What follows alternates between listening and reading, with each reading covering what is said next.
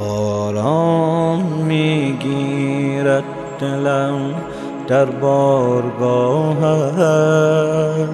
ای مشهد تو جان پناه اهل عالم. میراث تو نور است در دلهای عاشق، ای وارث عیسی و ابراهیم و آدم. می آیم به سوی تو قدم قدم، می بارم در آسمانی حرم. دلتنگم به اسم تو قسم، دلتنگم به شوق تو هوایم. میدانم که با شما خدایم، میدانی امام رضاییم. هر بار سویت پر کشیدم از سر شوق، اذن دخولم را میان راه خواندم.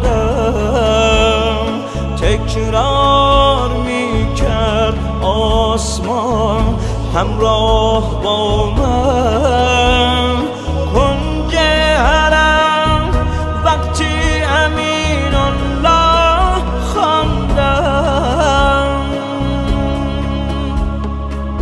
آرامش عشقی امید عاشقانی، شمس و شموسی آسمان قلب مایی.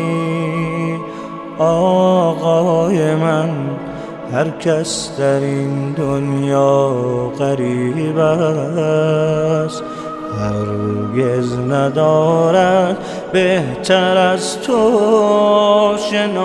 آشنایی. در صحن آزادی رهایم کردی از خود، در صحن گوهر شد خود را یافتم باز. دستم دخیل پنجره فولاد بود و دل با کبوترهای گلبر گرم پرواز. می آیم به سوی تو قدم قدم، می بارم در آسمانی حرم. دلتنگم به اسم تو قسم، دلتنگم به شوق تو هوایم.